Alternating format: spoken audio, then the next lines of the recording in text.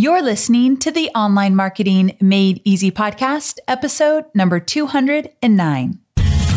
Welcome to the Online Marketing Made Easy podcast. Business advice so easy, you'll feel like you're cheating.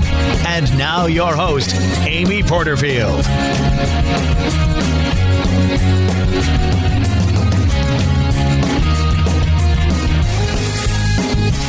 Hey there, welcome back to another episode of the Online Marketing Made Easy podcast. I'm your host, Amy Porterfield, and I am so thrilled that you are tuning in. I've got a question for you. Have you ever thought about creating a physical product to sell online? Maybe even adding one to your digital lineup? And if you have you found yourself overwhelmed with not really knowing where to start in order to bringing that product from merely an idea to something your customers can physically hold in their hands?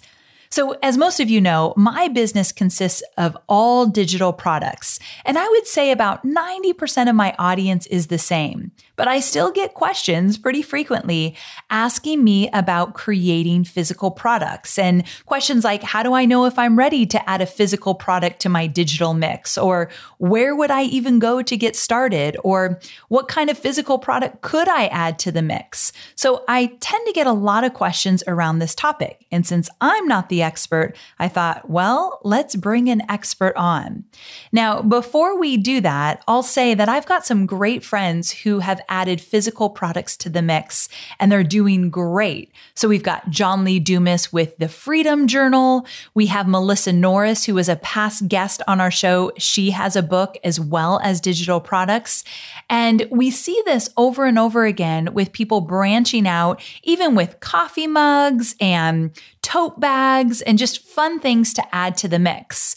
So there's a lot of possibility here. So to shed some light on those types of questions and to get some valuable behind the scenes insight from someone who's had major success in launching and selling physical products online, I'm bringing on Lara Casey. Now, you might already know Lara Casey. She is the founder of CultivateWhatMatters.com. And if you've ever heard of the famous Power Sheets, she's the creator. She also authored 2 books, Cultivate and Make It Happen. This woman knows how to create a physical product and sell online. Lara's going to talk to us about how she knew it was time to launch a physical product, how she figured out and managed all the details around designing, producing, and fulfilling a physical product. And to keep it real, she's going to share with us some of the ups and downs as she created her product along the way. Now, before we jump in, this episode is sponsored by my free masterclass, The Ultimate List Building Catch-Up Plan. Because whether you have digital products or physical products that you're selling online, you need an email list. So in this free masterclass, you're going to learn my proven 3-stack system for leveraging the most powerful, what's working now, list building strategies without the stress, tech confusion, or crazy overwhelm. If you've been struggling to build your email list online and you want to figure out how to get started, sign up for this masterclass. amyporterfield.com/list building. Totally free. amyporterfield.com/list building. All right. Without further ado, let me introduce you to our special guest today, Lara Casey. Lara, welcome to the show. Thank you so much for being here. Oh, thank you for having me, Amy. I'm really excited. Me too. Now, before we jump in, for my listeners who may not know you yet, tell them a little bit about who you are and what your business is all about. We are all about planting seeds. We are all about helping women to cultivate what matters and giving them the tools they need to plant seeds of growing intentional relationships or cultivating their faith, whatever it may be specific to them. That's what we do. And we do that through several different things. So I founded Southern Weddings Magazine 10 years ago, which feels like another lifetime ago. But out of that grew our business now, which is called Cultivate What Matters. We also have the Making Things Happen conference that I've been doing for 9 years, teaching women the principles behind cultivating what matters. And I'm a mom to 3. I'm a grateful wife, and I'm really passionate about helping An instant results culture, embrace the power of progress. Ooh, that is good. Say it one more time. That's your heart too. Yes, you got to say that one more time. I will. I am very passionate about helping an instant results culture embrace the power of little by little progress instead of perfection. Oh, so good. I love it. Now, you have a really popular product. So before we get into all the details, you got to talk about that too. It's so funny to hear someone say that it's a popular product back to me because I still pinch myself. It's something that I created for myself originally, and it's called the Power Sheets. I mean, hot commodity. People talk about this all the time. So you've got to tell my audience, what are these Power Sheets? Yes, the Power Sheets are our goal planner, and they help you to uncover what matters most to you, make an action plan, and then tend to that little by little and take action. Beautiful. It looks like a planner. So would you call it a planner? You know, it's funny, we get asked that all the time, and this is really your day planner's best friend. So we do call it a planner because it fits into the marketing realm of being in that same type of vein, but it's more about an action book. That's what it is. We want people to not just plan, but start planting things in their lives and to make a mess in this. Gotcha. I mean, it's fantastic. We're going to link to all the details in the show notes so people can check out exactly what you're talking about.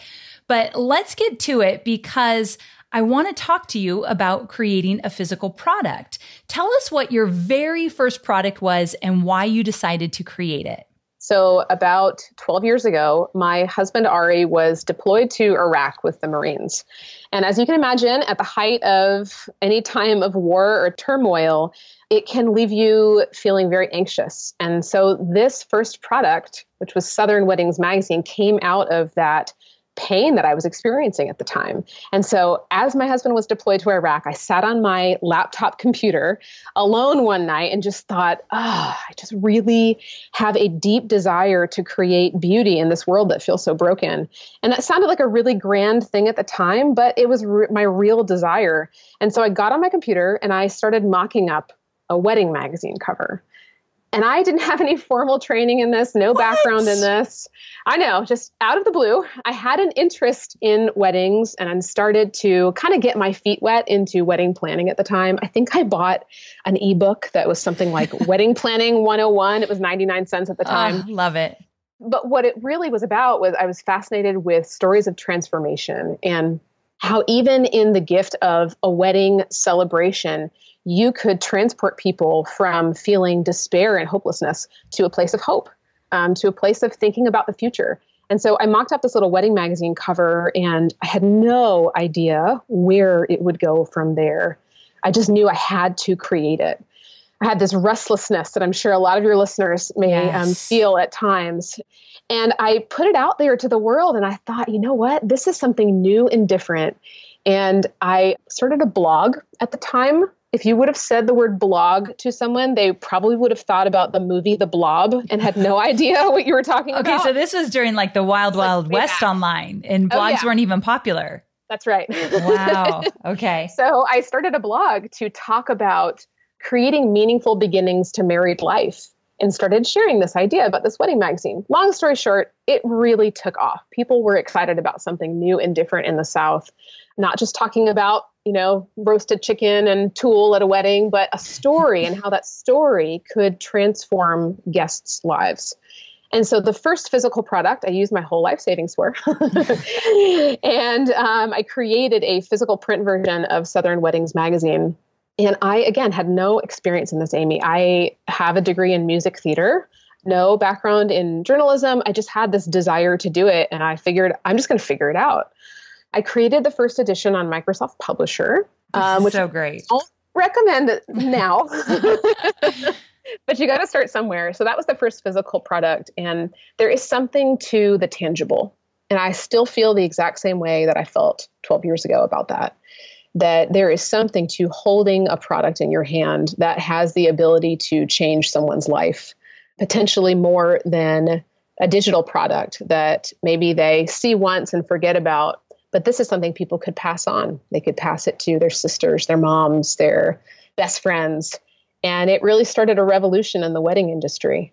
And, this is back when too, the only publications that were out there were really big corporate publishing houses. And then there was me and my cat in the apartment. What year are we talking? When was this? This was 2008. Oh, yeah. Okay. I'm with you. Yep. So 2008, and that was the first physical product that I made. And if you fast forward 5 years from then, I had a major life change happen. Our marriage was really rocky at the time. And within that time period, 5 years later, our marriage started to come back together. And that led to our 5th anniversary issue of Southern Weddings being about love never fails. And so our first shop product that we sold in a more of an e-commerce platform, it was Big Cartel at the time, was a print that said, "Love never fails." And each of these things, if I told you my whole story, all of the stuff that we've created has really been born out of a pain point, out of some challenge that I experienced in my life. But that was how, it was more about the print, was more about how could we get meaningful messaging into people's hands. And it was more about the profit of people, not about dollar signs. It eventually became dollar signs, but it started with the heart of, if we could just get this messaging literally into people's fingertips, we believe that it would have a domino effect and a ripple effect. Yes. I love this. Okay. And then from there, it was right around that time that our business started to boom. Like as the heartbeat of Southern Weddings started to really beat with that message of love never fails, people really started to grasp onto it. And I became really overwhelmed, really overwhelmed with so much work. And I had just had my first baby. Our marriage was coming back together. So I was trying to balance and prioritize that. And I know you've had so much of that in your story too, Amy. It was like, how do you do it all and do it? And what I realized, the obvious, is I can't do it all and do it well, but I can choose to cultivate what matters. And so right around that time, I sat down at my desk one day and I thought, man, I have all these things like my Facebook page, my Twitter account at the time. I don't even think that Instagram was a thing. And how am I going to tend to all these things and make them grow? I would come to the end of a year and just get so frustrated looking back and thinking, I could have made progress on these things if I would have tended to them little by little. So I got real frustrated and I said, I need to fix this. And I made myself what I called a tending list. It was just a list of all of the priorities, these seeds that I wanted to grow in my life and in my business, things that I just knew if I just touched on them a little bit at a time, it would add up. So I created a set of worksheets to help me make progress on the things that mattered, tending to them little by little. And it's just like you teach, Amy, about it being focused on action by action. That's really what it came down to for me. It had to be about action instead of just thinking about things. Yes. Thinking about things was not getting me anywhere. Right. And that's when my life started to change. I started to make progress on the things that mattered. People started to see me making progress amidst a lot of mistakes. And I got an email from a publisher who had read a series that I posted on my blog at the time about goal setting and about how I was doing this differently.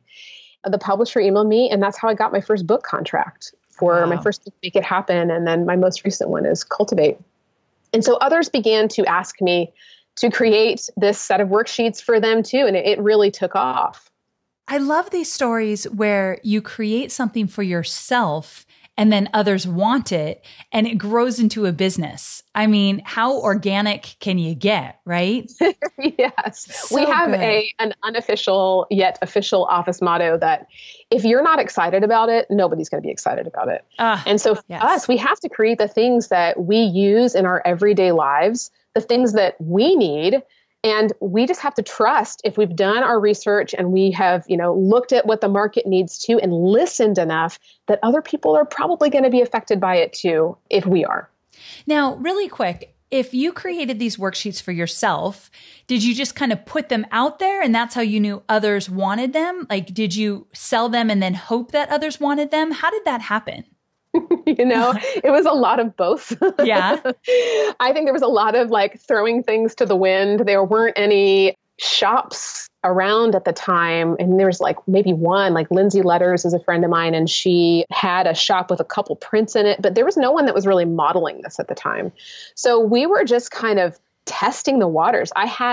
At the time, I was doing coaching for branding clients, and I tested the power sheets out with them in little spurts. We would test it, the content I tested with the Making Things Happen conference, which we were doing twice a year. We still do that twice a year here. So it was being tested, but it wasn't like a full-fledged test in an e-commerce platform. We just really at the time had to take the risk and put it out there. I love that.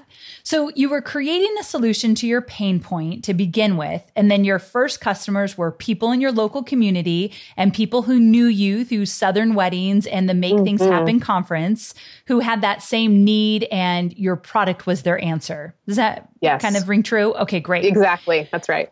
So tell us what happened from there as far as you knowing that this was actually going to be a business and not just a one-off order for some friends. So for example, did you have a certain amount of workbooks? So this one in these worksheets really became a workbook, right? Yes, you got it. Okay. So did you have a certain amount of workbooks that you wanted to pre-sell before you'd produce the product? Or did you place an order that you could afford at the time and then sold online at stores or events? Like, give us all the details. Yeah, so I designed the first round myself. We had a designer at the time on our staff who helped me out with that too, but it was really very much in-house. And the first round was, like you said, that loose leaf worksheet set. So it was just loose leaf worksheets. I don't even think we sold a binder with it at the time. I think it was like a DIY, choose your own binder, here's your worksheets. But we printed them at a local printer for a couple reasons. And I think this is really important for anybody that's starting out on a product, is that testing with a local printer is so valuable. First of all, you get to develop a relationship with a printer who's going to help you to navigate that process. And that was really important to us. We didn't speak this language. We didn't know what paper weights were, or, if we tested a pen on a piece of paper, is it going to bleed? We just didn't speak that language. So we started at a local printer with a very small batch. And I think it was like 500 at first, which at the time felt like a gargantuan amount of products. And it was really scary. And I will have to stop and say this too, that I feel very strongly about the power of one. So I just thought, man, if we could get even these 500 sets of power sheets into people's hands, I started to imagine the ripple effect. So I hope that's encouragement for anybody that's starting out. Like, don't compare your numbers to somebody else. Do what you think is best for you right now, and just think about the ripple effect with this. Yes, I love that. Really scary. What were some of your biggest fears at this point when you started to put it out there? So many things. I mean, the thought of just somebody buying something from us was scary. The thought of we know even how to do transactions, or what if someone is unhappy with the product? What if this product doesn't create results for other people like it has for us and the people we've tested it with? What do you do about customer service? How do you print labels? I think the biggest thing is that there was so much unknown. And the only way that we were going to figure out how to do it well was to do it. And to get as much good advice as we could. But at the time, there weren't really any resources for shop owners like there are now. I love that you put this out there, because a lot of my students want the whole roadmap in front of them. And they know I'm a step-by-step kind of girl. So they'll say, Amy, just give us exactly what we need to do. But if you look back at people that have had major success, they just put it out there. And when an issue comes up, they figure it out. And then there's their process moving forward. Like customer support. I don't even have customer support, but you've got a question. Let me answer it for you. I really feel like that's how it comes about. I think you're right. I think that if I would have had a plan, a quote unquote plan to start out with, we would have changed so much about it. Because especially with e-commerce or selling a physical product in a retail shop, whatever it is, there's so much testing that happens, and asking yourself, is this right for us? Can we make this better? How can we put our unique stamp on this? So I feel like it's actually an advantage to not know the entire roadmap ahead, because you get the freedom to change for the better. Yes, that's so powerful. I love that. Now, in these early days, when you did your first print run and you've got your loose leaf pages out there, you didn't do a pre-order. You actually put the money down and you ordered a certain amount, like 500, you said. Yep. And did you sell those online or in person or both? We sold them online. Okay. For the mere fact that we work out of my house. Yes. So it's a small operation. And that also brought a lot of challenges with it too. So one of the biggest bumps in the road that we had with production was having a lot of manual labor to do ourselves to package the products. This is not something that our printer at the time could do. We were collating the products by hand, packaging them by hand, stickering them, figuring out how to use the label printer. Did you do it in your living room? Oh, yeah. Oh, yeah. Oh, my God. I love it. And what did you say? I cut you off. You said sticker to label. What was that? Yeah, we actually hand wrote out the mailing labels at first. Stop it. Oh, yeah. I mean, we are grassroots. I remember going to the post office with hundreds of boxes and the post people looking at us like, are you kidding me? This is how it's done. I love how you built this because it's completely grassroots. Like you can't get more grassroots than that. Just starting from something really small and doing all the labor yourself. So cool. Okay. So you really had to just get in there and figure stuff out. Thank goodness the product you created was one to help you keep organized because it sounds like there was a lot of moving pieces for sure. Yes. So many people get to a place of overwhelm in the process of creating their product, whether it be physical or digital, and they just get stuck and make zero progress. It sounds like this wasn't the case for you. You just kept moving step by step even when you didn't have all the answers. Such a big learning moment. I love that. So my next question for you is, you've got your first product out there. It was validated through continued customer demand and sales. How long did you stick with that business model? And when was the next major turning point in your business? I love this question because it takes me right back to the point of taking big risks. Ooh, talk to me. Yeah. So there was a lot of big risks involved. One was, at first, our shop was called the Lara Casey Shop. And that was just because it was my name at the time. That was the heart of, the teaching. And I was the one creating all the content and all this messaging. But over the course of several years, we realized that I did not want to just tell my story. It was not about me. This product was about other people's stories, and those stories had so much power to them. So one of the biggest pivotal moments for us was stepping back and making the scary decision to completely change the name of our shop. Things were going well. That's the crazy part, is that things were going really well. Sales were good. Things kept trucking along. We've had a growth rate of almost 150% every year. Wow. And at the same time, this is where you really start to get to, I don't want to call it magic, but like the real heartbeat of where I think success comes from is doing things from your core, from your why, and always being willing to take risks for that. So for us, we had this conversation. I'll never forget it. We stopped one day and we said, you know what? This name is not working. This is not about me anymore. How can we have a name that allows us to give other people the reins and to make it about them? And so we went round and round with a lot of different ideas and just kept coming back to why we do what we do, which is to help women cultivate what matters. And so we changed the name of our shop from the Lara Casey Shop to Cultivate What Matters. And that turning point was like a huge flood for us, because it wasn't about selling a product. It was about teaching people a different way of living and about changing the way that they think. And that's when things started to really click. I love that. I've heard a story similar to that where once you got really clear about the why to like another level, things do start to really click. Yeah. And it's easy to be complacent. Like it's easy just to look at numbers. But again, when you're looking at the profit of people, like how can we actually affect people's lives in a more profound way? You're working with a whole different set of rules there, and it makes the risks worth it. I love it. So then demand became even more at that point, right? Yes. So talk to us what that looked like. Did you add more products? Did you move from local? Like, give us all the details there. Yes. So it really looked like one Thanksgiving sitting with my family on shipping boxes for Thanksgiving dinner because my living room was full of boxes, and that was like the breaking point. That's when I said, you know what? I think we have grown to this point where something needs to change. And so one of the moves we made was taking the fulfillment away from our hands and putting it into a local warehouse. And that was a scary move because through Southern Weddings, we have always held to the fact that there's magic in a handwritten note. And I would write handwritten notes with all of the first Power Sheets orders. I mean, it would take me days, like hundreds of handwritten notes because of that power of one. But then you just have to, in order to grow with your business, to affect more people's lives, sometimes you have to let go of those things and choose more meaningful things that you can do on a larger scale. So one of those things that was really important to us was to have a local warehouse where we could still have a touch point there. We could still deliver handwritten notes, and I could get my dining room back. Yes. And as far as production goes, yes, we outgrew our local printer, and the strain of the manual labor that went through that really became unsustainable for us. And having so many, and they were such amazing, sweet friends that helped us, but so many people come to my house to collate Power Sheets on my back porch all the time, it just started to not add up. So we started to look at different options.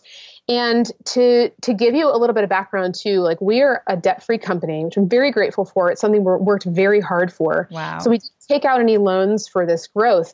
We have embraced this principle, not just in our business, but in our lives and what we teach, that it's okay to grow slow.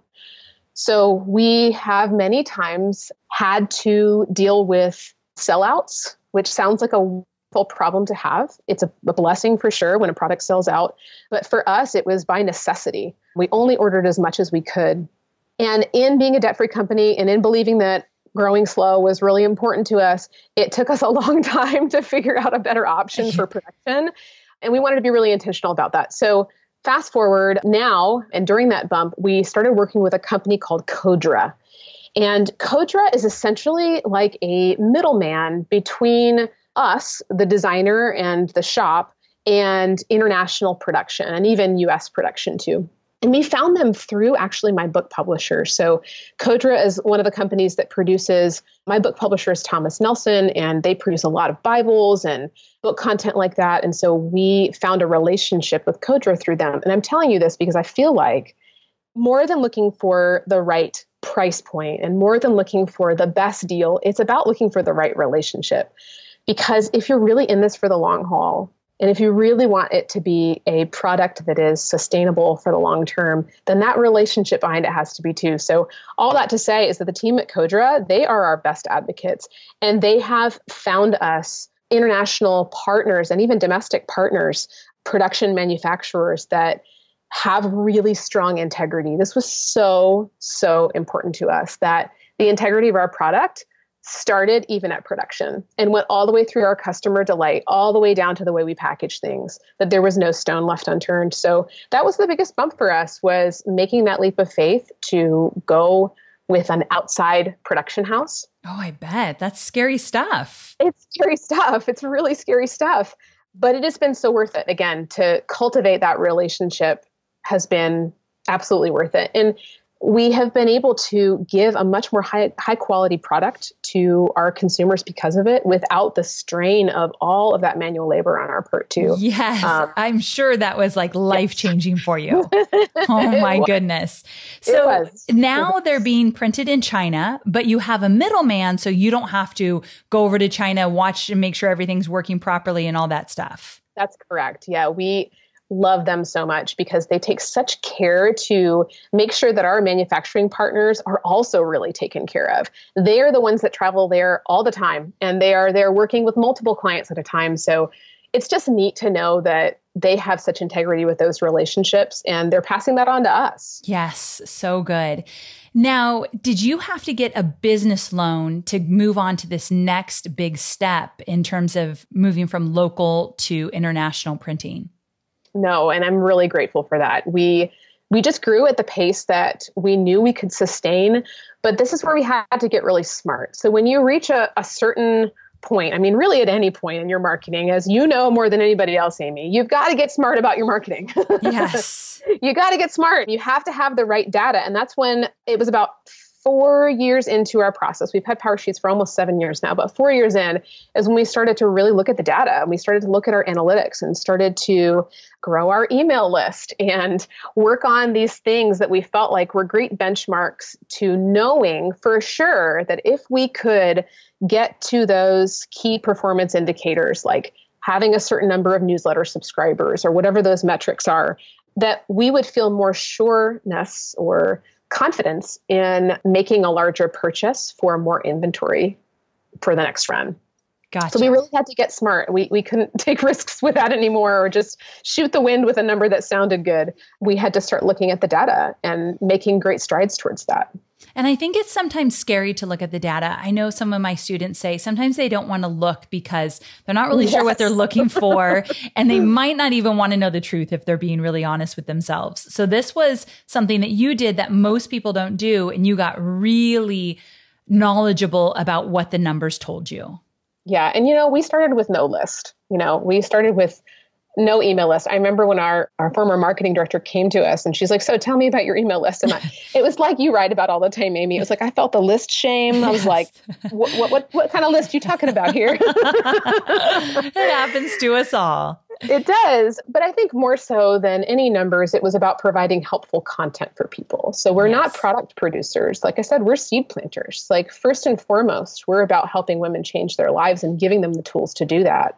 And if we weren't doing that in our day-to-day content, there's no way that product is going to be a long-term thing in their lives anyway. So true. So true. We had to get smart about our content too and provide helpful content. So this is fascinating. So to give us a little perspective here, can you share a quick timeline from the printing of your first workbook to where you are at this point in our chat, now producing your product in China? Yes. So we first started in 2011. That was the year that, like I said, my marriage started to change. I had my first baby, my daughter, Grace, and I had printed that workbook for myself to use at first in that time of feeling totally overwhelmed. Like, how do I narrow down my priorities and do something about them?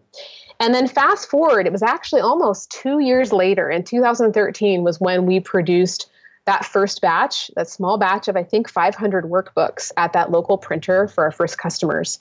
And then the next year, we bumped up production to about 3,000. So it was a pretty big bump up. But we had some good demand in that first year of selling them through, I think our first year was selling them on Big Cartel. And then in 2014, we switched to a platform called Shopify, which we absolutely love. Yes. We're still on Shopify and it's been great for us. So we bumped up our production that year in 2014 to about 3,000. And we printed at the same printing house here in the US. But that became really cumbersome with the labor and then doing it in my house and interrupting Thanksgiving dinner. So in 2015, we sought out a really great international partner through Codra. And we also do most of our printing here in the US too for our accessory products. We use a couple printers. One that we love is Curry Printing in Dallas, Texas. And then Smart Press is another partner that we use here stateside. So we try to do as much as we can here too. But in 2016, that's when things started to change big time. That's the year that we changed the name of our company. And then this is so crazy. When I was preparing for this interview with you, Amy, and reflecting on what I'm about to tell you now, kind of blew my mind. I can't wait. I'm ready. Up until this point, this was a mostly black and white product. And if anybody knows me, I have a very colorful product. Yes, I can't believe it. It's like, this is one of the hallmarks of our company is about living your life in full color. And so we took a really big risk. I remember being so scared to put color in our product, thinking nobody's going to like this. It's not neutral enough. We're not going to reach everyone. But when you try to be everyone or everything for everybody, that's when you really miss the magic there. Yes. So we took the really big risk of putting color into the power sheets and we put stickers in there and we started to make goal setting fun. And that became our hallmark. And that's also when we embraced that mantra of if you're not excited about it, nobody's going to be excited about it.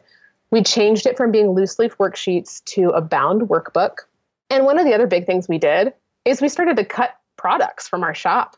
We had grown our shop under the impression, I think a lot of people do this and fall into this trap, that more is better. Yep. But once you really find your niche and you find what matters, having one central focus is really what propelled us forward. So we decided to make the power sheets the main product, with everything else as a support to that main focus and system. I can't get over how many great lessons are in this podcast episode. I'm freaking out because it's all the stuff that I teach, but you're saying it differently and putting it into a different light. And I'm just beaming with this. So I love that you shaved down some of your products to get really focused on the one that was really doing well for you. And you knew it was the right fit for your audience.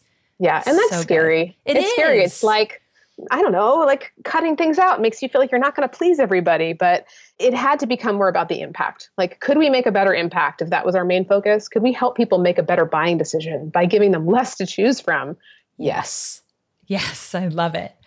Okay, so that is really helpful to kind of look at how things came about and when they came about, because people are always thinking, how long does this take? And what are the phases I'm probably going to need to go through? And it's really helpful to see someone else go before you. So what I'd like to do is go behind the scenes a little bit more. And I want you to tell us what your business looks like today. So you gave us a little hint about, well, we know the product, but you said accessories. So I'm very curious about what that means. And then also I'd love to know about your team size, your production site, your warehouse, all that good stuff. Oh, so much good stuff to share with you.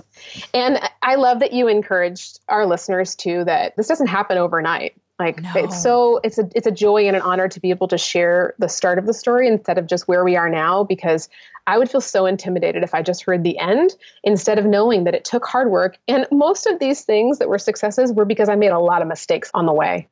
Another good one. So true. A lot of mistakes along the way got you to exactly where you are today. And that's just not lip service. I'm sure if we had more time, you could tell me 10 huge mistakes that you'd love to think never happened, but they did. Oh, yes. Yes. I hear you. And now I'm grateful for them. Yes. But out of all of those mistakes and trial and error, we have come up with a product lineup that, like I said, centralizes on or focuses on the power sheets about uncovering what matters to you, making an action plan, and then doing something about it. And we know that everybody's life, there's not like a one size fits all program for everybody's life. So we have to be able to customize that for different people. So we haven't shared any of this yet, but I'm excited to share here that for 2019, so our new release of the power sheets, we have some in stock right now that are 6-month undated sets, but we have a new release that starts in the fall for 2019. We're going to have 4 covers for the 1-year sets. So this is exciting for us because people have always wanted to choose, like, the color that matches their life. Yes. And there's a lot of intentionality that went behind those covers too. So 4 1-year sets of power sheets, we have 1 6-month undated set. That's a very intentional decision too. People sometimes find out about us in the middle of the year, and we believe there's nothing magical about January 1st. So you should be able to set goals at any time you want. We also have another cornerstone product, which is our Write the Word journal. And it's a Bible journal that allows you to just literally write Bible verses. And those have been super popular for people that want to cultivate their faith. So we have 7 Write the Word journals. We also have a new product we just released, which is Write the Word for Kids. 5 different goal guides. And this is where it gets fun as far as dreaming about, if you have a core product, how could an accessory fuel that product? We have a goal guide for parents, a goal guide for friendship and relationships, one for wellness, one for finances. So if those things are important to you, that's where that supports the main product. Lots of other things too. I like how, so these extras all support the main product. Yes. Got it. Yes, okay. Yes. Because if they detract, or here's where it gets technical, if we have a product that felt like it merited its own separate launch and didn't support the other products, we would have a hard time getting people to purchase the main system that we're teaching about in our day-to-day content. So it can actually be a distraction. Ooh, good way to look at it. Okay, great. And then other things too, we have our goal setting sticker book because goal setting should be fun. Yes. So I was very lucky to get a present in the mail. And I actually months ago wanted to buy these power sheets when all my friends were talking about them and they were sold out. So I thought, dang it. And then this nice, beautiful box comes in the mail. Aww. And I was so excited. So thank you for that. And when this episode goes live, I will be sure to show everybody. And also stickers. I know, like, I'm embarrassed to say how excited I was about the stickers, but I was. So that makes it extra fun. We often talk about, the stickers are fun, but this is where a research-backed kind of a data-oriented mindset can help you create a product that's really fun. And so for us, knowing that there is power in the handwritten word as opposed to typing something digitally. There's power in marking something that's meaningful for you. Maybe that's with a sticker. We have, like, for instance, stickers that say things like top priority and this matters. That there's actually something that happens in your brain when you're putting a sticker on a goal that really matters to you. And your mind starts to make decisions about that. And you start to go through a series of trying to figure out, how am I going to do that? So there's a lot of intentionality that goes behind that too, but it's also a lot of fun. A lot of fun. But I love that the data showed you that this would work. So bringing it back there. So good. Now, okay, talk to me about your team size and the positions that you have on your team. What does that look like? Yes. So we have a team of 9 women who I'm very grateful to work alongside. Half of them work here in my home office in Chapel Hill, North Carolina, and the other half remotely. So we first have me. I'm the CEO and the visionary. We use our power sheets for business, but we also use the traction model. And that has been really helpful for us, for anybody that is starting to grow a team. Traction and the EOS principles have been awesome to get us organized as far as our team structure, who reports to who, and how all that works really well. So I'm the CEO. We also have our creative director. And this is where we kind of show our small business card. The creative director is also our chief of staff. So we get to do that when we're small. Yes, you do. We have a director of operations who mostly handles the production side of working with our production partners on the products and making sure our fulfillment team is helping our customers to be delighted. We have a graphic designer who helps with both product design and marketing design. Our customer delight manager, huge position for us. Yes. That is probably one of the central focuses for us, is making sure our customers feel delighted, which is why we don't call it customer service. We have a content marketing manager, a PR manager, our conference director for the Making Things Happen conference. And we're hunting for a marketing director right now. So if anybody out there needs a job. Ooh, are you all local or are you virtual? We are half and half. So this is up for grabs. Either way, we're looking for a great marketing director. Okay, that is exciting. I hope that someone's listening is the perfect fit or knows someone. I love it. So really fast, when you say traction, are you talking about the book? Yes, the book Traction. Yes, such a great book. I'm going to link to it in the show notes. Awesome. That's so great. And the same people that wrote Traction, did they write Rocket Fuel? They did. Okay. Yes. And I love Rocket Fuel. So I've talked about that, guys, on the show before. So I'm so glad you brought that up. Yeah. It's like, how do you do more with less? That's what it was all about for us. We wanted to stay a small team. And even in our 10-year vision, we have plans to hopefully just remain like 12 to 13 people, because we have that agility, the ability to be nimble, the ability, like you, to make quick decisions and act on them. Yes. So anyway, the traction model was really helpful for us to be able to do that. Fantastic. And then just really quickly, tell me about production site, warehouse. What does that look like for you now? Yes, we just switched to a new warehouse in Kentucky through a company called EasyPost. EasyPost is a tech company, so they're very much focused on advancements in technology. They created a software that is also labeled the same thing, EasyPost, but they also do fulfillment now. And fulfillment means that we get our product to their warehouse and they take care of everything on the shipping side. So our system links in with them through Shopify and they take care of sending all those out. For production, we still use the same people that we've been using for the last 3 years, which is Codra, Curry Printing, and SmartPress. And this new warehouse in Kentucky, the reason we chose it is through the advancement in technology, there is a decrease in human error. We had a lot of influxes of launch dates where we sold far more than we expected to, or we had these big bumps, and our current warehouse just wasn't able to handle that without a lot of error. So this has been really helpful to work with the team that does Kickstarters, and they do high production for lots of different shops that might have 25,000 products go out on a day, but they can also do our normal day-to-day quantities too. Fantastic. I love things happen. You make choices to change things up and make it better. And that is how your business has grown over the years. So many different changes, but based on needs and wants and mistakes and everything in between. So yes, it's so fantastic to hear.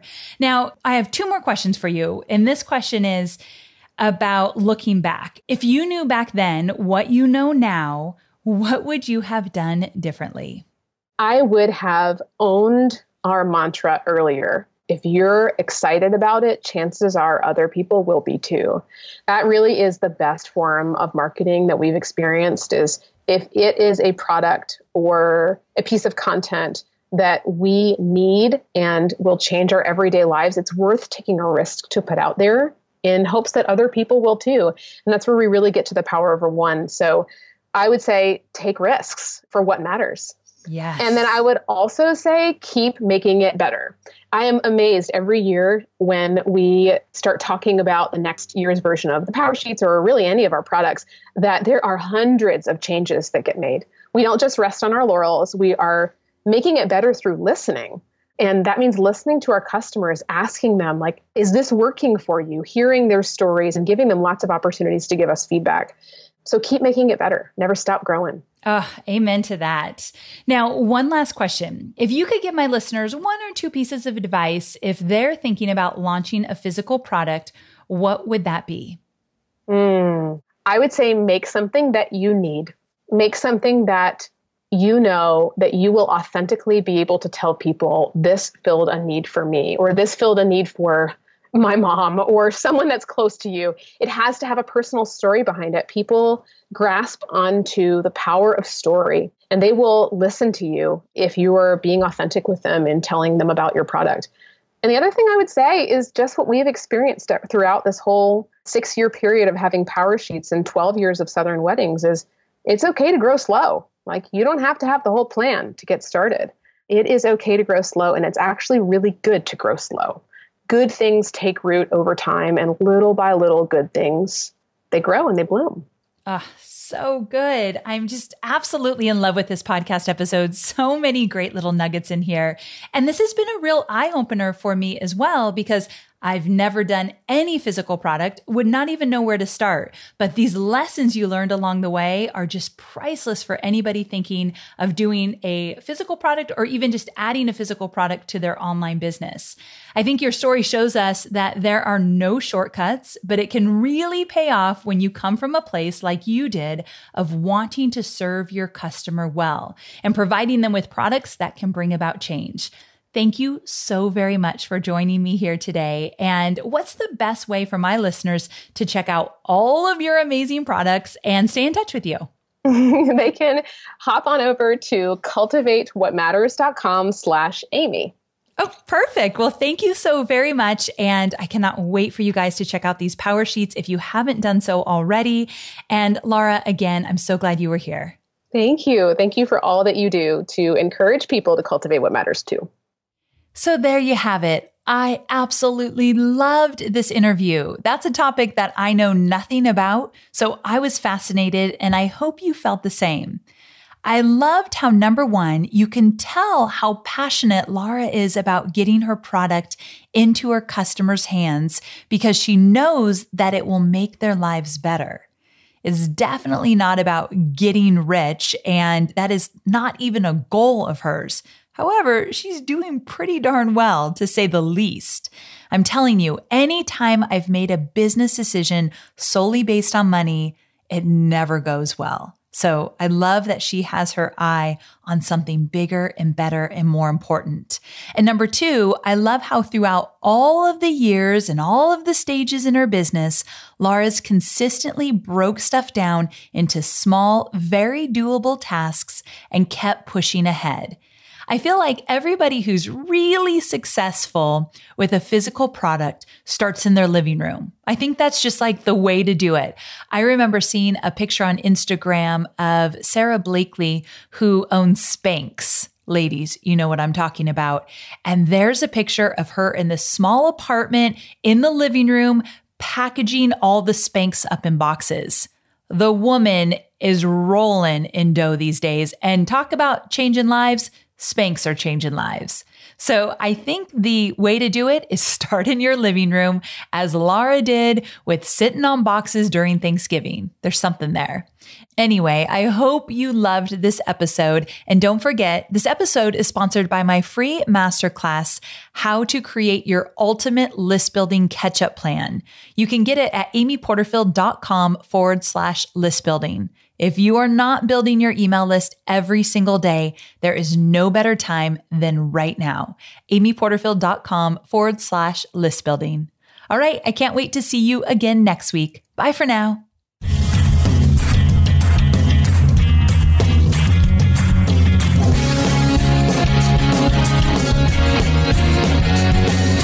Thanks for listening to the Online Marketing Made Easy podcast at www.amyporterfield.com.